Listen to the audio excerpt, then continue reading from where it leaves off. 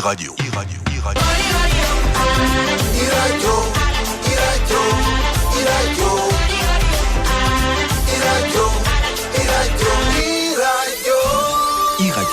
90.3, ici et ailleurs. Sringoup, directeur général Lassar, j'écoute Business Mag avec Kalsomba sur e-radio. Guy Pouet, président du Centre africain de veille et d'intelligence économique en abrégé CAVI, j'écoute Business Mag sur la 90.3 avec Oumou Kalsumba. Demba Seydi, coordinateur régional Afrique de l'Ouest francophone de Publier ce que vous payez. J'écoute Business Mag sur la 90.3 avec Oumou Kalsumba. Bokassi, directeur général de la BHS et président de la PBF. J'écoute Business Mag sur e-radio avec Oumou Kalsumba sur la 90.3. Abdoulaziz Sy, directeur général groupe Subdeco Dakar, vice-président de la Chambre américaine de commerce au Sénégal. J'écoute Business Mag sur la 90.3 e-radio avec Oumou Kalsumba. Fatou Morgana Diop, directrice marketing et développement de l'entreprise Carapid Prestige et e-Comfort Sénégal. J'écoute le Business Mag sur e-radio avec Oumou Kalsumba. Le développement économique passe-t-il aussi par les territoires, l'aménagement du territoire, compétitivité et attractivité, l'aménagement du territoire et croissance urbaine, les enjeux environnementaux liés à l'aménagement du territoire, autant de questions qui seront abordées samedi 24 août dans Business Mag avec Mamadou Djigo, directeur de l'Agence nationale de l'aménagement du territoire. Business Mag, le rendez-vous du pétrole, du gaz et de toute l'actualité économique, c'est sur la 90.3 e-radio de 11h10 à midi avec Oumou Kalsumba.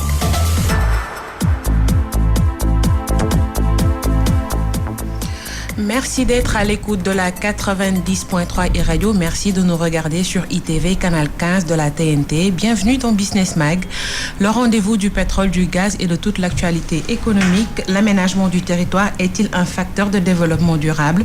Nous allons poser la question à notre invité, Mamadou Djigo, directeur de l'Agence nationale de l'aménagement du territoire. Bonjour Mamadou, bienvenue et merci d'avoir accepté mon invitation. Bonjour Oumou Kalsoum. Et merci de m'avoir invité. C'est moi. Permettez-moi aussi de saluer l'ensemble de vos auditeurs. Merci. Et aussi, voilà, de tous ceux qui écoutent et regardent, en fait, voilà, e-radio, ITV, tout cela. Merci beaucoup. On va attaquer par l'actualité. On sait que jeudi, nous avons assisté à une forte pluie à Dakar et un peu partout dans le pays. On a noté des dégâts, oui. Et à partir de là, on a constaté que Dakar est confronté à des problèmes d'évacuation des eaux usées, notamment des eaux de pluie. Alors, en quoi l'aménagement du territoire serait-il en cause? L'aménagement du territoire n'est pas en cause, en fait. En réalité, l'aménagement du territoire, c'est la solution de tout. Il me plaît de définir et de redéfinir l'aménagement du territoire pour que tout le monde comprenne en réalité. Allez-y. Vous savez, on dit toujours que l'aménagement du territoire n'est rien d'autre qu'un ensemble de dispositifs, de techniques d'action et d'intervention systémiques qui visent à assurer une bonne répartition de la population et des activités économiques. L'aménagement du territoire aussi tient compte de l'environnement, tient compte de la sociologie, tient compte des changements, en fait, des changements de la technologie, de tout cela. Donc, je le qualifie à un train avec une tête qui est véhiculée par l'économie, ensuite la sécurité, ensuite la démographie, l'évolution de la population, ainsi de suite, la formation, la santé. En réalité, c'est tout cela l'aménagement du territoire. Donc, en gros, c'est une organisation intelligente de l'espace. Si l'organisation était si intelligente comme vous venez de le définir, pourquoi jusqu'à présent, en 2019, on assiste à des inondations, à des évacuations des eaux usées au Sénégal? C'est moi qui le dis, je le répète, on assistera toujours à des inondations. Il faut que la donne change. On assistera partout dans le monde. Tout type de territoire susceptible d'accueillir de l'eau est inondable. Moi, j'ai été formé dans une ville montagneuse en réalité qui est presque au-dessus de 800 mètres d'altitude, la ville de Grenoble. C'est une ville qui, de par le passé, subissait beaucoup d'inondations. Mais ils ont réglé ce problème aujourd'hui? Ils l'ont réglé parce qu'ils ont mis en place des infrastructures qui accueillent l'eau et qui l'évacuent. Qu'est-ce qui nous empêche de le faire au Sénégal? Nous, au Sénégal, en 1997, il y avait un plan qui a été en quelque sorte validé. Le plan d'aménagement du territoire du Sénégal. Malheureusement, ce plan n'avait pas été mis en œuvre comme il se devait. Et on avait eu 12 ans de retard de mise en œuvre, ce qui fait que il y a eu beaucoup de zones qui étaient impropres à l'habitat, qui étaient occupées. Et le président Macky Sall, quand il est arrivé en 2012, il a voulu anticiper parce qu'il comprenait cette question-là. Après avoir fait le tour du pays, il avait compris que aussi c'était une question qu'il fallait régler. L'une de ses premières mesures même était en fait l'organisation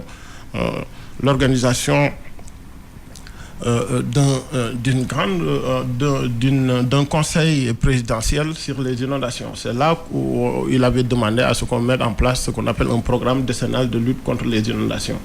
Et nous, les ingénieurs aménageurs du territoire, nous l'ANAT, nous le ministère et tout le monde en fait compris qui composait cette question-là, il avait été question de faire ce qu'on appelle une cartographie diachronique du territoire national. Et cette cartographie diachronique allait des années 1900 jusqu'en 2012 et on avait décelé les voies d'eau en fait au niveau de Dakar. On s'était rendu compte qu'il y avait beaucoup de voies d'eau qui étaient occupées. Il y avait des voies d'eau qui étaient obstruées, tout cela en fait. Il était question de mettre en place des infrastructures intelligentes capables d'accueillir les eaux et de les rejeter en fait vers des exutoires capables en fait de faire d'accueillir ces eaux-là.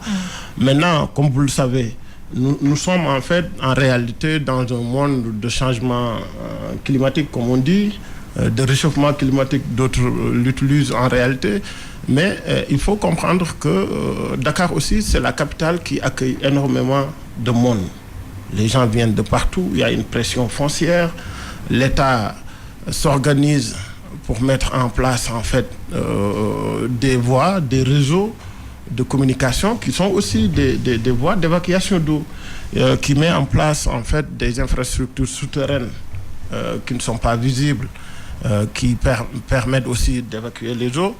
Mais malheureusement, comme je le dis, nous sommes dans un territoire aussi qui est un peu bas. Est-ce que c'est un prétexte pour ne pas peut-être trouver des solutions? Non, c'est pas un prétexte. Les solutions sont là. Heureusement que les dégâts sont minimes.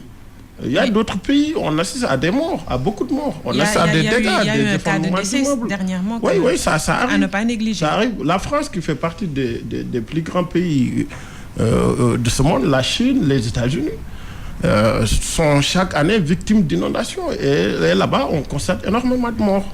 Moi, je dis, alhamdoulilah, et heureusement que nous avons anticipé. S'il n'y avait pas ce programme de lutte, ce programme décennal de lutte contre les inondations, à coup sûr et certain, on compterait en fait nos morts comment dirais-je, encore par nombre en fait, voilà.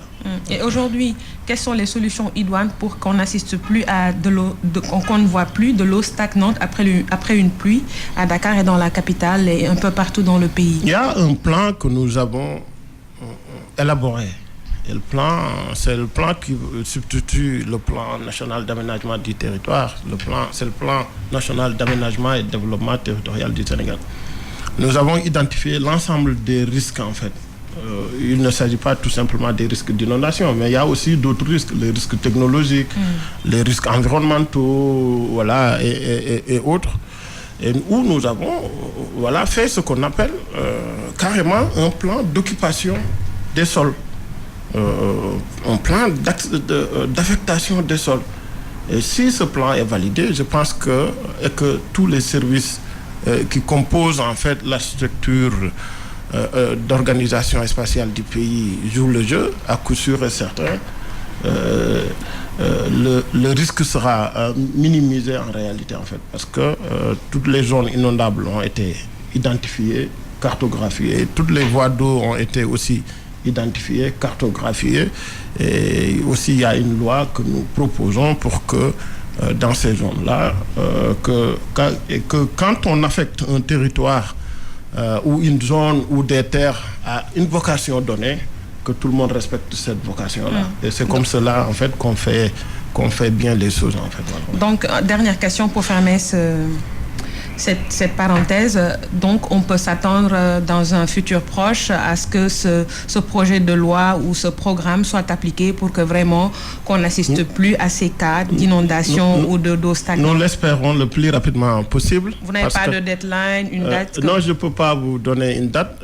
Tout le travail technique a été fait, comme l'instruction a été donnée. Nous avons un excellent ministre, en fait.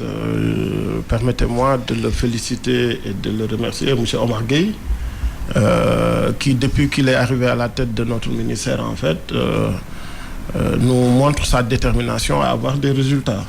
Et ce plan fait partie de ses priorités, ce qui fait que aussi nous pensons que ça peut aller vite. Les choses vont aller vite, fast track, c'est ça? C'est le fast track. Ok, sans transition, la croissance passe-t-elle aussi par l'aménagement du territoire, Mamadou? Je vous ai dit, en réalité, le développement ne peut pas se faire. Le développement d'un pays est un territoire, ne peut pas se faire sans une bonne organisation. Et c'est cela l'aménagement du territoire. J'ai essayé de le définir tout au début. Vous le savez, il y a ce qu'on appelle le développement territorial. Le développement territorial, c'est la partie opérationnelle de l'aménagement du territoire. Et le développement territorial est un processus qualitatif de transformation des structures économiques d'un territoire. Et qui dit processus de transformation des structures économiques, dit transformation de la société, transformation des ressources, valorisation des ressources, dit la solidarité. La solidarité peut ne pas être que du social, mais elle peut être mécanique en fait. Voilà, et cette solidarité entre les domaines, entre les secteurs, entre toutes les composantes d'une nation peut aider à faire un bon développement. Voilà, le développement territorial, c'est l'association de tous les développements vertueux, y compris le développement durable. Maintenant, pour le Sénégal, qui est un pays qui regorge énormément de ressources, le Sénégal fait partie des pays, c'est moi qui le dis, il y a énormément de ressources en fait dans ce monde. Quand vous avez plus de 700 km d'eau, de mer, quand vous avez des eaux souterraines, quand vous avez des eaux de pluie, quand vous avez des eaux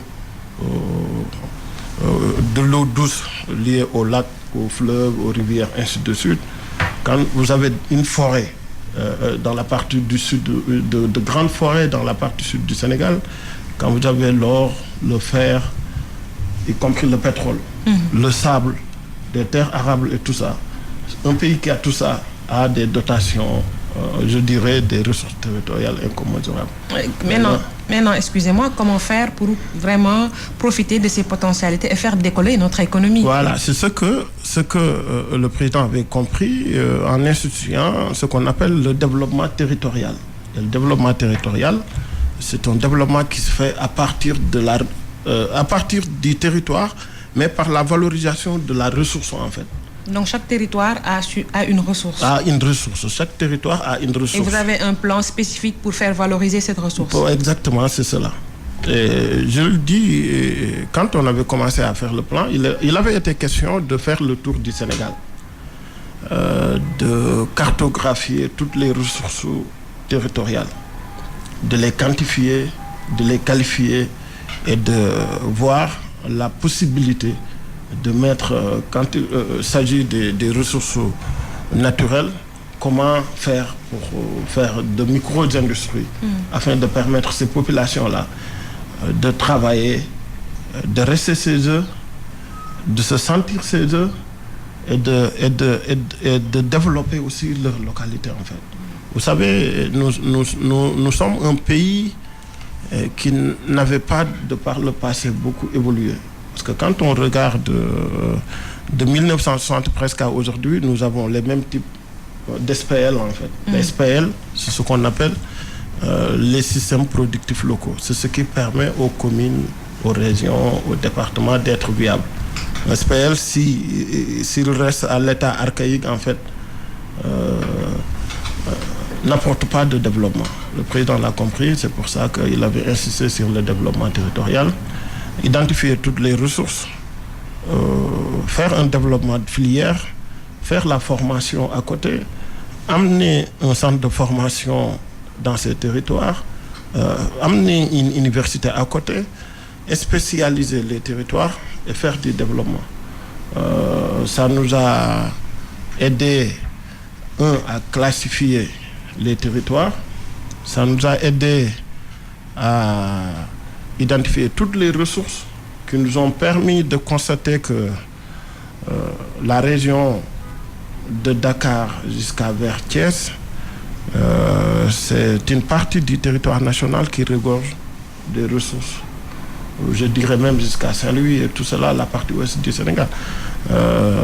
La mer, tout ce qui est halieutique, tout ce qui est pétrole, tout ce qui est tourisme, tout ce qui est service, et aussi des ressources minières en réalité. Quand vous allez jusqu'à Tamba, Kédougou, aussi c'est une région minière. Vous prenez la région le pôle Sine Saloum, c'est vrai que c'est un territoire qualifié de bassin arachidier, mais qui a aussi d'autres ressources en fait. Il y a le sel, qui est une ressource territoriale qui est capable aussi de créer beaucoup d'emplois et de richesses. Quand on regarde aussi dans le nord, il y a le fleuve. Le fleuve aussi est une grande ressource territoriale, une ressource fédératrice du nord, une ressource qui peut nous permettre en fait dans le domaine de l'agroalimentaire, dans le domaine de la riziculture, dans le domaine des pommes de terre, des patates et tout cela. De l'horticulture, oui. De l'horticulture en quelque sorte en fait. De faire de façon complémentaire, d'associer les ressources de chaque territoire, de faire de micro-industries, de faire du développement à partir de ces ressources pour permettre à la population d'avoir de l'emploi et aux collectivités territoriales d'avoir ce qu'on appelle les taxes et d'être viables en réalité. Voilà. Si je comprends bien, ça c'est une théorie, c'est un document déjà fait. Est-ce que vous avez commencé la phase pratique? Il y a des parties, oui, pour que l'on sente, parce que ce que vous dites est vraiment intéressant. Le président, depuis qu'il est là, en fait... Et si c'est mis en œuvre, normalement... Il a anticipé, lui, en ce qui le concerne, lui, personnellement. Vous savez, un pays, pour qui se développe, il y a deux choses. Oui, je vous écoute. Il y a deux parties qui sont fondamentales, en fait. C'est moi ce que j'appelle souvent le mariage de raison. Vous savez, quand un homme de 25 ans et une femme de 25 ans se marient, nous avons 90% de chances de fonder une famille. Et un pays, c'est l'État, ce qu'on appelle la partie publique, et de l'autre côté, c'est le secteur privé. Le rôle que l'État joue, le président est en train de le faire, c'est quoi? C'est de mettre en place des infrastructures qui permettent aux populations de circuler, aux matières premières, aux marchandises et autres de circuler. De l'autre côté, il y a le secteur privé qui doit jouer son rôle. C'est vrai que des gouvernements libéraux n'ont pas les mêmes visions que des gouvernements socialistes, ainsi de suite. Maintenant, lui, il a compris que le Sénégal avait carrément besoin d'infrastructures. Il est en train de les mettre. Par rapport au secteur privé, il les a insistés, il a même eu à organiser plein de choses en essayant de les encadrer de temps en temps, de leur parler pour que les ressources que nous avons, qu'on les valorise. Vous savez, il y a des choses qu'il ne peut pas dire, en fait, que certaines personnes ne peuvent pas dire. Mais moi, je peux les dire, en fait. Allez-y. Je peux les dire. Vous savez, c'est inadmissible qu'un cure-dent fasse 12 000 km de Pékin à Dakar, en fait. À qui la faute? L'État a une part de responsabilité. Non, l'État est en train de tout faire dans ce sens. L'État a mis en place des centres... C'est l'État qui légifère. L'État doit mettre les mécanismes et les moyens. L'État est en train de mettre des centres de formation pour permettre aux jeunes de savoir comment fabriquer des cure-dents. L'État est en train de mettre en place des universités un peu partout. pour que les gens se forment dans la gestion, dans l'organisation. Mais il y a un problème de formation. Mais vous savez, l'État ne peut pas se réveiller en disant que oui, nous avons constaté que tous les Sénégalais consomment beaucoup de viande, ils utilisent beaucoup le cure-dent. Dans toutes les maisons, nous avons des cure-dents. Mais ces cure-dents nous viennent de la Chine, nous viennent de Pékin. De Pékin à Dakar, c'est presque 12 000 km. Et ça, alors qu'en Casamance, nous avons... Encore une fois, l'État a une part de responsable dans ce que vous dites. Quand vous parlez de la formation, par exemple, il faut axer la formation. On inonde les étudiants de matières qu'ils n'utilisent pas. Il faut organiser la formation professionnelle et faire des formations spécialisées. Mais pourquoi cela ne bouge pas? Le président a dit, partout où il y a une ressource, il faut essayer de faire mettre en place un centre de formation adapté à cette ressource. Permettre à cette population, c'est le cas actuellement. Aujourd'hui? Oui, c'est le cas actuellement. Malheureusement, j'avais voulu que vous regardiez de façon intégrale le plan. Je l'ai bien regardé. Pour que vous puissiez comprendre comment nous avons distribué de façon spatiale. Le plan est excellent. Maintenant, c'est la mise en œuvre qui pose problème. La mise en œuvre, on est en train de prendre toutes les garanties nécessaires pour que cette mise en œuvre soit effective, en fait. Je parlais des cure-dents. Ce que l'État veut, c'est que tout ce qui est menuiserie industrielle, que cela se fasse dans la partie sud du Sénégal. Que l'université de Ziguinchor et les centres de formation qui sont là-bas s'impliquent davantage dans l'ingénierie pour une bonne exploitation intelligente de ces ressources. Former les jeunes à ce que la ressource soit pérennisée, former les jeunes à ce que cette ressource soit valorisée pour le bénéfice de la population dans le cadre de la création de beaucoup d'emplois, pour le bénéfice aussi des collectivités territoriales dans le cadre des taxes des entreprises qui peuvent être créées là-bas. Vous savez, c'est inadmissible que nous dépensons à peu près chaque année 12 milliards pour acheter des œufs. Le Sénégal ne fabrique pas d'œufs en réalité, en fait. 12 milliards pour acheter des œufs, pour faire nos poulets de chair et nos poules pondeuses. Et c'est la raison pour laquelle nous avons proposé au niveau de Bayar, au niveau de Sangalkam, de Bambilor, là, cette zone-là, que cette zone soit le centre en fait névralgique de la volaille. Aujourd'hui, 12 milliards, par exemple. Si on prenait toutes les entreprises, par exemple, qui importent les œufs, je dis bien les œufs fécondés, je ne parle pas des œufs industriels que nous consommons. Oui, bien sûr. Ces œufs-là, si on réussit à les faire ici, en gardant les 12 milliards, si on le divise par 200 000 ou 150 000, c'est à peu près 60 000 emplois. Voilà, vous savez, ce genre de choses, je peux en parler aussi par rapport aux posés cuir. Les vendredis, vous allez devant les mosquées. Il y a des millions de Sénégalais qui vont prier les vendredis. Et vous comptez parfois les chaussures qui sont devant les mosquées les vendredis, c'est des babouches en fait qui nous viennent du Maroc. Oui, alors que Touba est aujourd'hui le territoire identifié comme le producteur de peau, un territoire producteur de peau. Maintenant, si on réussit à en faire un territoire de production de cuir, on devient un hub en cuir dans la sous-région. Au lieu d'importer, on exporte. Exactement, c'est ce que vous avez compris. Ça nous permet en fait, d'autant plus que nous avons des marketeurs naturels, à savoir nos chefs religieux. Il suffit qu'on voit... Ngaïméré aussi est une zone intéressante en matière de peau, de création, de chaussures et tout ça. Oui, c'est vrai que comparé à c'est un territoire d'ingénierie en fait. D'ingénierie. Mais malheureusement, moi, les enquêtes... J'ai été à Ngaïméré, j'ai discuté avec les acteurs. Malheureusement, le pot que les travailleurs de Ngaïméré utilisent ne viennent pas du Sénégal. Oui, j'y étais moi aussi.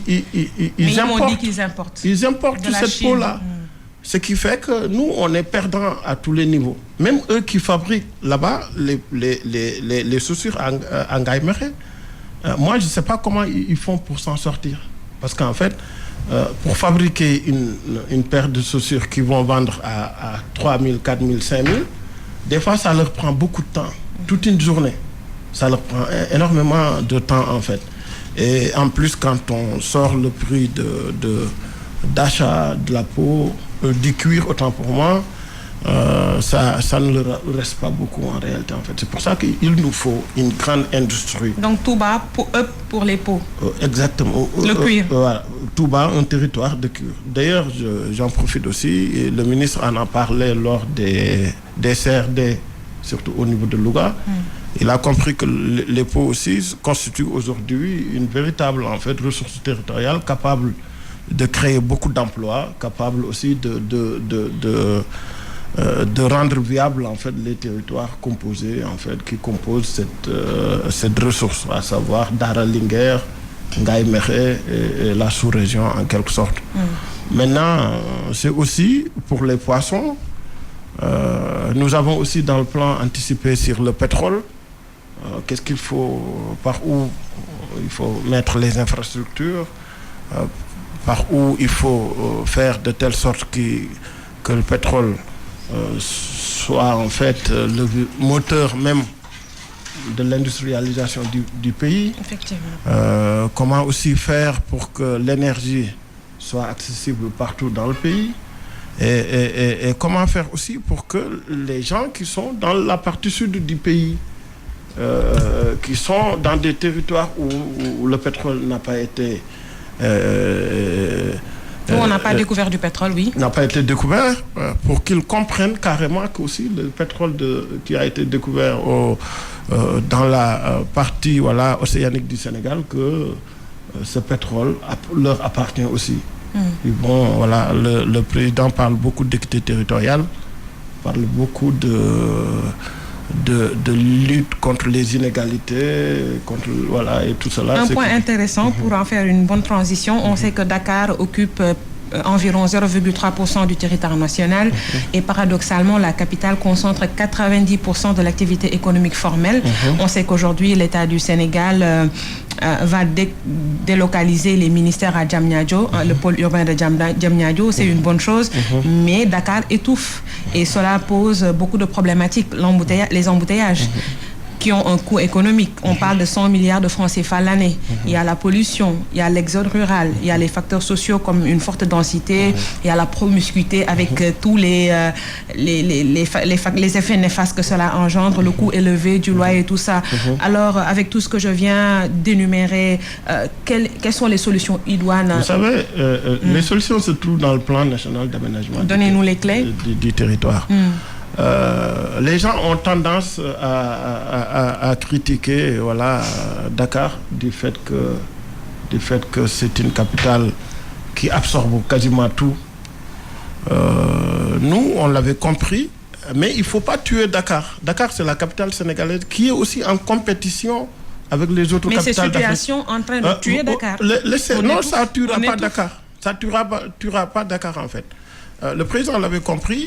Il a dit, en fait, si on prend tout, on sort de Dakar, les autres capitales africaines qui sont en compétition avec nous, en fait, vont nous bouffer. Maintenant, ce qu'il y a lieu de faire, c'est d'organiser Dakar. C'est d'organiser le transport en mettant en place le TER, en consolidant l'autoroute, en faisant en fait la VDN et les autres routes, en essayant d'élargir Dakar et d'aller vers Diamniadio.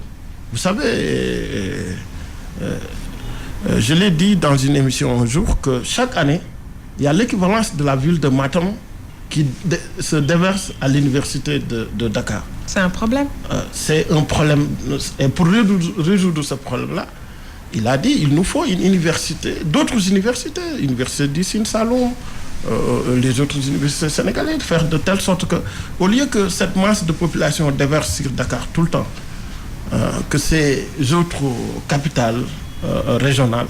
Mais est-ce que cette situation ne cache pas aussi le taux de chômage élevé? Les métropoles d'équilibre. Non, le taux de chômage, avec ce qu'on a proposé... Parce que les gens quittent les régions pour venir à Dakar. Mais ce qu'on a proposé dans les régions, dans les autres territoires, l'identification des ressources et les valorisations sur place, ça va permettre en fait, je dirais pas d'arrêter carrément l'exode rural, mais ça va permettre à d'autres types de populations aussi de retourner chez eux. Nous, si vous regardez bien le plan, nous avons une courbe en fait qui permet cela. Si le plan est mis en œuvre, il y aura énormément de gens qui vont retourner chez eux. Si les posés cuir sont valorisés à Touba aujourd'hui, beaucoup de gens retourneront pour y travailler. Si les clous, les cadenas, les trombones, tout ce qui est ferraille, tout ce qui tourne autour du métal, si c'est valorisé au niveau de la région, au niveau du pôle territoire Sénégal oriental, les gens vont retourner là-bas. Et ceux qui étaient là-bas ne viendront pas ici. Si tout ce qui est menuiserie industrielle, en allant des cure-dents aux cartons, aux feuilles, aux huiles essentielles, aux fruits, aux jus de fruits et autres, est valorisé en Casamance, les gens qui sont ici au niveau du Sénégal, au niveau de Dakar, vont retourner là-bas pour y travailler. En fait, le territoire est réparti économiquement, culturellement, socialement dans ce plan. Ce que nous voulons, c'est que l'aménagement du territoire retrouve sa place de fédérateur, sa place de démarche systémique, sa place de coordonnateur en fait, pour qu'il y ait harmonie, qu'il y ait développement, qu'il y ait sécurité, qu'il y ait sociabilité, et tout cela en réalité en fait. Voilà. C'est ça l'objectif de ce plan. Maintenant, il y a beaucoup de choses qui ont été anticipées dans ce plan. Il y a beaucoup de choses qui produisent des résultats que nous voyons. Quand vous voyez le pôle urbain de Diamniadio, quand on m'avait dit que le championnat d'Afrique de basket va être organisé là-bas, j'étais fier. Je me suis dit, en fait, c'est ça en réalité, cette vision du président. Ne pas tuer Dakar, mais faire de telle sorte que... une équité des territoires, comme vous l'avez dit. Oui, faire de telle sorte que tout ce qui est, ce qu'on peut repousser, jouer sur les déplacements, jouer sur les, comment dirais-je encore, les petites choses qui permettent une bonne organisation de Dakar, qui aussi permettent aux autres capitales, comme on l'a dit, hein, les métropoles d'équilibre, que les gens aussi vivent mieux là-bas. Vous savez, avant 2012, c'est une information que beaucoup de gens n'avaient pas. Seules 2 régions au Sénégal étaient attractives en fait. Lesquelles? C'est la région de Dakar, du fait de la capitale, et la région de Diourbel, du fait de Touba. Et toutes les autres régions avaient ce qu'on appelle un solde migratoire négatif en fait. Voilà, quand les entrées sont moins nombreuses que les sorties, cela veut dire qu'on a un solde migratoire en fait négatif. Maintenant, avec l'avènement du président, nous avons constaté dans les chiffres que nous avons, je ne veux pas dire de bêtises, que la région de Thiès aussi a eu en fait un solde migratoire positif maintenant.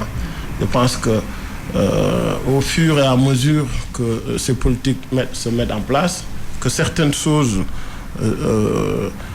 se mettent en œuvre, cela va nous permettre à avoir un territoire bien organisé. Vous savez, il n'y avait pas assez d'eau dans beaucoup de villages.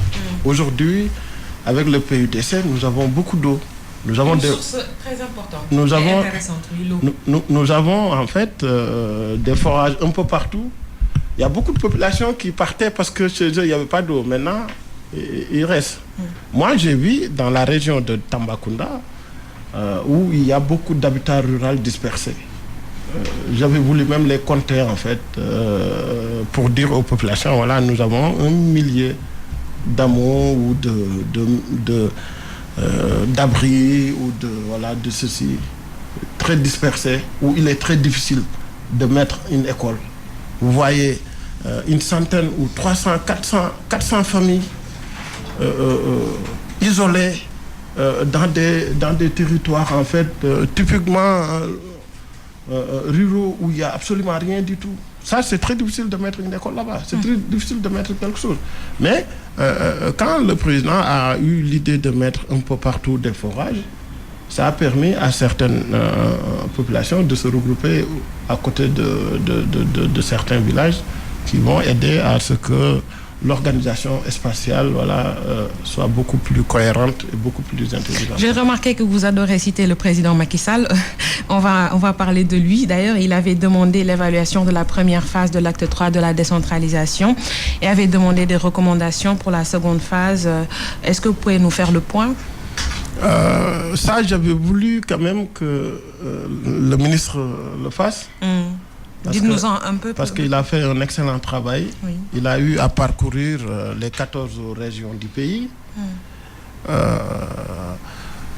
C'est vrai que nous, ce qui nous concerne le plus, en fait, par rapport à cette évaluation, il y a cette question d'incohérence territoriale. Vous savez, malheureusement, ce que je dis tout le temps, j'ai pas envie de dire du mal sur des personnes ou de jeter des pierres, mais il y a eu du travail qui n'était pas sérieux, qui avait été fait de par le passé, notamment dans le découpage territorial. Et ça date de très longtemps. Après les indépendances, on devait faire beaucoup d'efforts. Et ces efforts-là, il y a eu quand même beaucoup de je ne sais pas comment le qualifier, mais on aurait dû être beaucoup plus sérieux en fait. Parce qu'en fait, il y avait des communes qui avaient été découpées avec des objets effaçables en fait, comme je le dis souvent, et ces objets, puisqu'ils sont effacés maintenant, n'existent plus. C'est très difficile de retrouver en fait les limites. Il y avait aussi, après 2000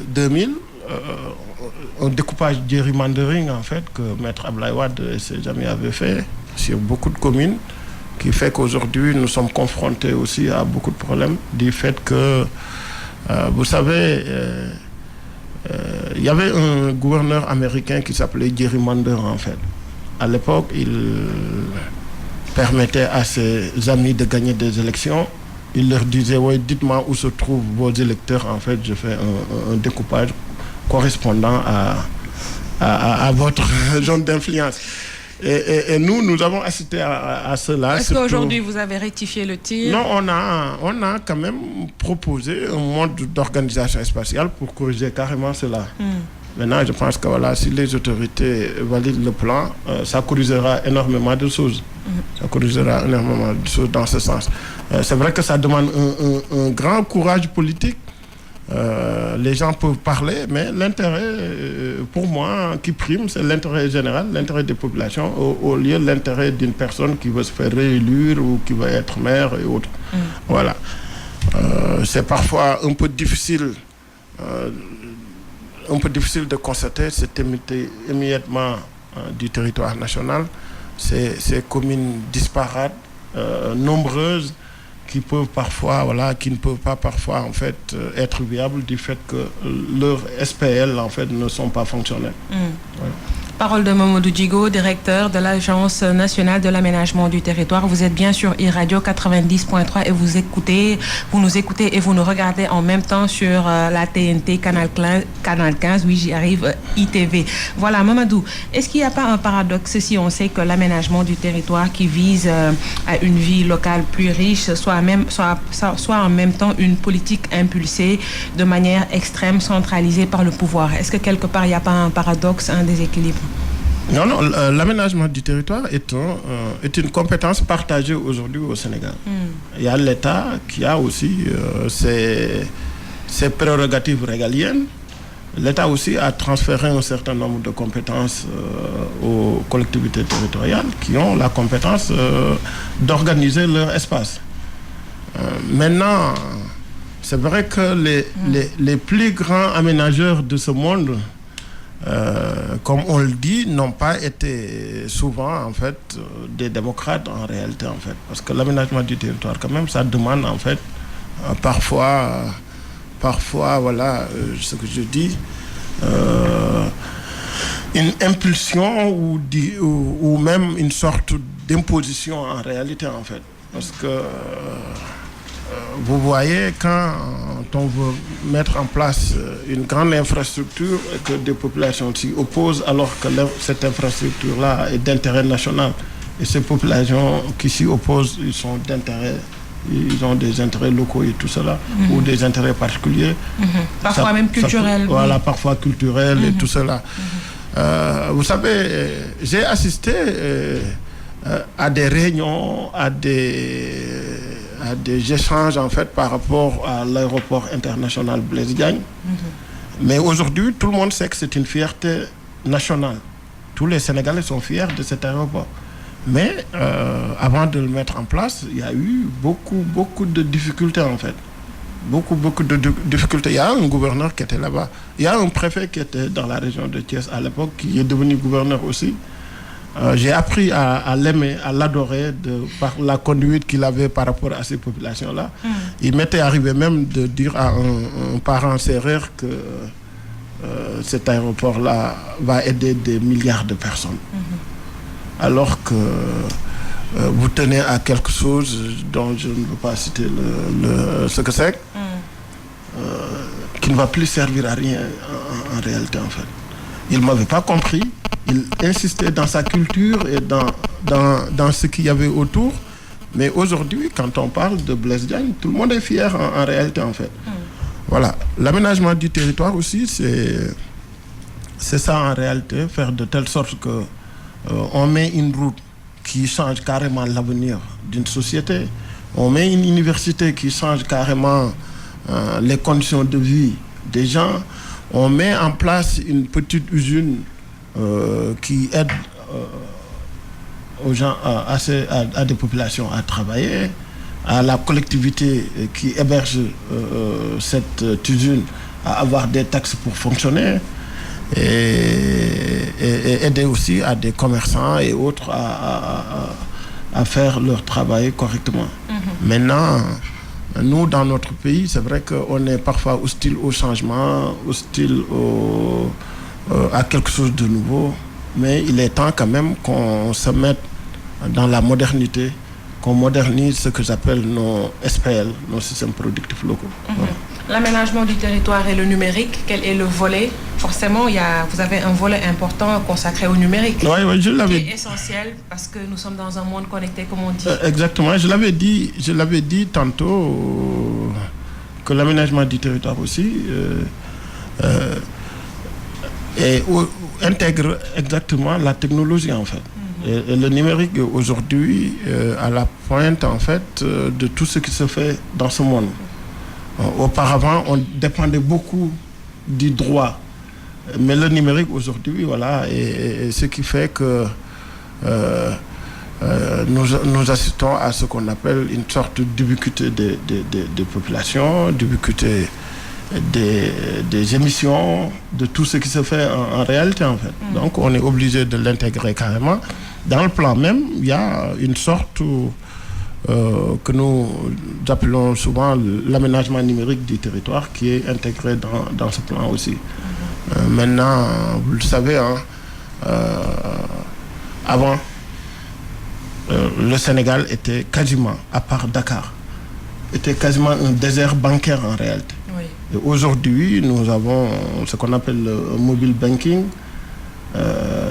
Ça a permis à tous les Sénégalais d'avoir un compte bancaire. Quand vous voyez les Orange, je ne veux pas citer de nom, les transferts d'argent et autres se font de façon technologique. Le numérique a facilité l'inclusion financière. Voilà, exactement. C'est vrai que nous on aurait souhaité en fait l'organiser ailleurs pour que le Sénégal en bénéficie le maximum. Nous l'avons proposé dans le plan. Nous voulons que cela soit beaucoup plus contrôlé parce que aussi... Qu'est-ce qui vous gêne dans ce qui se fait en ce moment? Non, je ne peux pas le dire en fait. Je ne peux pas le dire. Très sincèrement, je ne peux pas le dire. Voilà. Mais notre position par rapport à cela en fait, en est que le Sénégal anticipe par rapport sur ces questions-là pour qu'on ait une souveraineté en fait, en quelque sorte, par rapport à cette gestion, à cette circulation financière. Vous savez, ce qui m'a le plus étonné quand je venais d'arriver, c'est le fait qu'il était rare de trouver des banques de développement au Sénégal. On n'avait que des banques commerciales, en fait. Et la vocation des banques commerciales n'est pas d'accompagner les pays, les villes et autres à se développer. Il y en avait, mais de très peu. Maintenant, si on articulait aussi le développement autour aussi de ces transferts de circulation et tout cela, si on permettait à toutes les régions d'avoir leur banque par rapport à cela, surtout les pôles territoires, ça va aider à mieux organiser les choses, en fait. Vous savez, tout ce qui sort, en réalité, peut servir.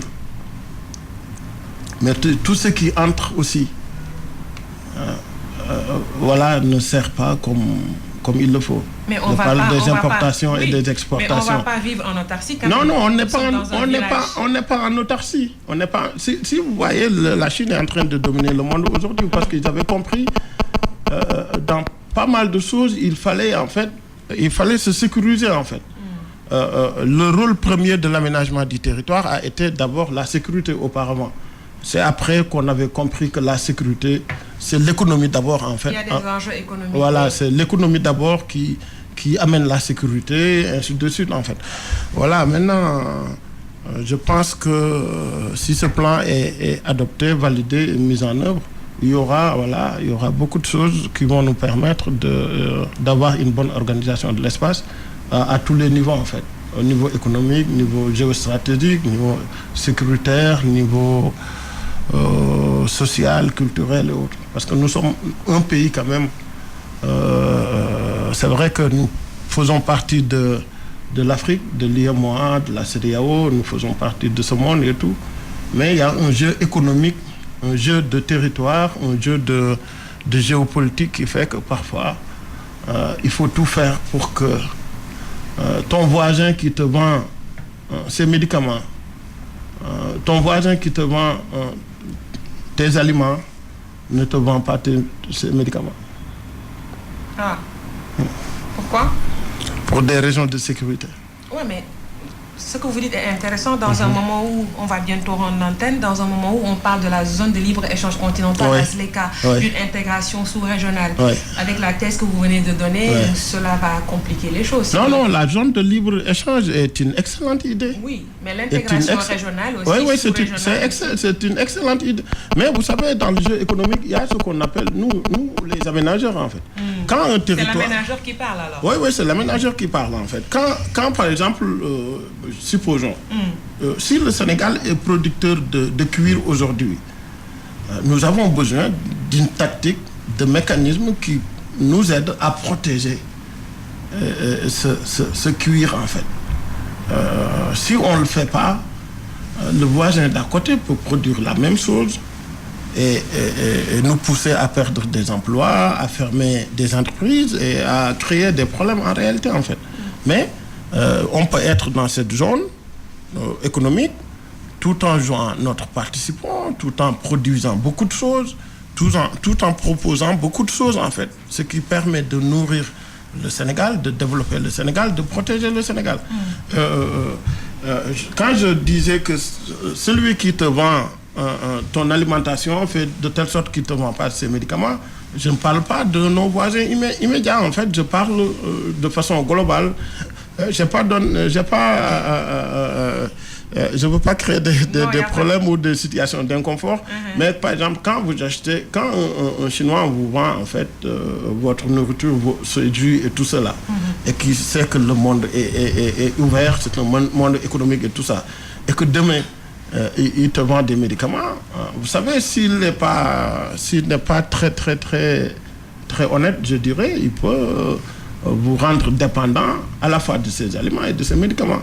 Donc, il est gagnant à tous les coups. Maintenant, pour votre santé, pour votre développement, pour votre confort, il est préférable que vous fabriquez vos aliments. Lui, il vous vend ces médicaments. Ou bien l'inverse, ou bien même vous lui vendez les deux. Voilà. Voilà, parfait, Mamadou. Nous en sommes au quiz. Merci. Vous êtes prêts? Il faut qu'on rende l'antenne rapidement. Ok, j'écoute. Voilà, première question. Est-ce que vous êtes prêts? Ouais. La monnaie de la Chine s'appelle comment? La monnaie de la Chine, c'est le yuan en fait. Parfait, une très bonne question. Je suis né à Djoliba. Est-ce que vous aimez la musique déjà? Oui, j'aimais beaucoup la musique, voilà, mais quand j'étais petit, maintenant j'écoute plus la musique, j'écoute que le Coran maintenant. Ouais. Ah, c'est une question pour vous. Je suis né à Djoliba le 25 août 1949. Je suis chanteur et musicien. Je fais de l'afro-pop, de l'afrobeat et de la musique du monde. Qui suis-je? Je suis malien. Salif Keita? Très bien, bravo. De bonnes questions. De bonnes réponses. Je suis l'une des 14 régions administratives du Sénégal, frontalière avec le Mali et la Guinée. Je suis située dans l'extrême sud-est du pays. Je suis quelle région? Kédougou. Parfait. Ah, super, j'ai un bon client aujourd'hui. Je suis né le 23 juin 1972 à Marseille. Je suis footballeur international français, devenu entraîneur durant ma carrière de 1988 à 2006. J'ai occupé le poste de milieu offensif comme meneur de jeu. Qui suis-je? Redites-moi l'année. 1972. Ah, c'est Zidane. Bravo. Et la dernière question. Le premier président de la République du Ghana? Kwame Nkrumah. Vous avez fait du 5 sur 5. Bravo, Mamadou Digo. Merci. Directeur de l'Agence nationale du territoire. Merci d'avoir accepté mon invitation. Merci à Biram Sissé qui a assuré la partie technique. Merci à Gorgui Thiam qui était à la caméra. Dans un instant, la grande édition de midi, le 12h de Midi 15 sur E-Radio. Merci et à samedi prochain. Merci.